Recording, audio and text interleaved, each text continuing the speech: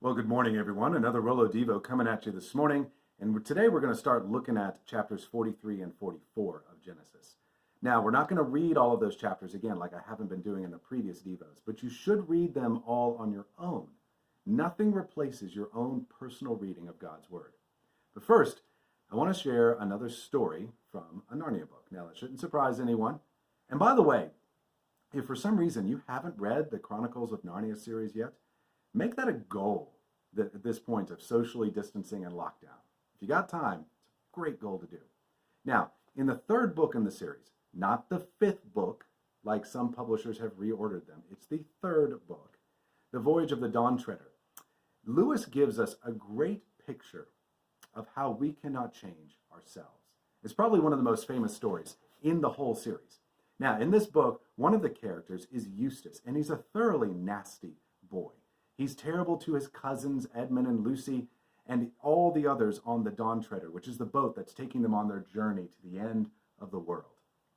And Lewis begins the whole book by saying, "There once was a boy called Eustace Clarence Scrubb, and he almost deserved it." Just to give us an idea of how terrible he is. And as the story goes on, you see that he's a selfish, cruel know-it-all, and no one can stand him. On one of the islands they go to in their journeys, Eustace sneaks off to avoid some hard work, and he finds a cave full of treasure. Now, at first, the cave is guarded by a dragon, but the dragon dies. And so Eustace moves in and collects as much treasure as he can, and he's planning to use all the riches to get back at his cousins and all the other people on the boat. But while collecting treasure, he falls asleep. And when he wakes up, he finds that he's become a dragon. At first, he thinks that that's great, but then soon he realizes that being a dragon has cut him off from the rest of humanity. And in fact, he's probably going to have to be left behind. He's terrified, and so he begins to realize just how terrible he has actually been to everyone else. In fact, he'd always been a dragon on the inside, so to speak, but it took becoming a dragon on the outside for him to realize just how awful he was. And by being a dragon, his conscience has become awakened inside of him. But he's still a dragon, and he can't transform himself back into a boy. So one night, he reaches an all-time low and gets into the depths of despair. Here's a picture of it, if you can see that. And at this very point, he has an encounter with Aslan. Aslan, who is the god lion of the stories, who represents Jesus Christ. Aslan leads Eustace away from the camp to a very secluded spot with a well in it. And then Aslan tells Eustace that he needs to undress himself. At first, Eustace doesn't understand what Aslan means. But what he realizes that, well, he's a reptile, so reptiles shed their skin, so that must be what Aslan's talking about. So he begins to scratch at himself with his claws, and he tears off an entire layer of his dragon skin, and you can see it lying there in front of him. But then he realizes when he looks down, he's still got another layer of dragon skin.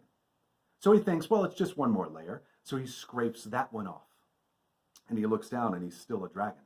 He does this again and again until Aslan says to him finally, "You will have to let me undress you." By this point, Eustace is desperate. So he allows Aslan to cut into him with his terrible claws. Eustace tells Edmund later on, "The first tear he made was so deep that I thought it had gone right into my heart. And when he began pulling off the skin, it hurt worse than anything I'd ever felt." Yet Aslan takes off the whole skin, and he's a boy again. Then Aslan washes him and clothes him in new clothes, and he becomes a changed boy. Or at least, he begins to be changed. Lewis narrates at the end of that chapter, "It would be nice and fairly true to say that from that point forth, Eustace was a different boy. To be strictly accurate, he began to be a different boy. He had relapses, and there were still many days when he could be very tiresome, but most of those I shall not notice. The cure had begun." Now, that was a long story, and our time is almost up here, but it's going to set the stage for what God is going to do in Jacob and in Judah in chapters 43 and 44.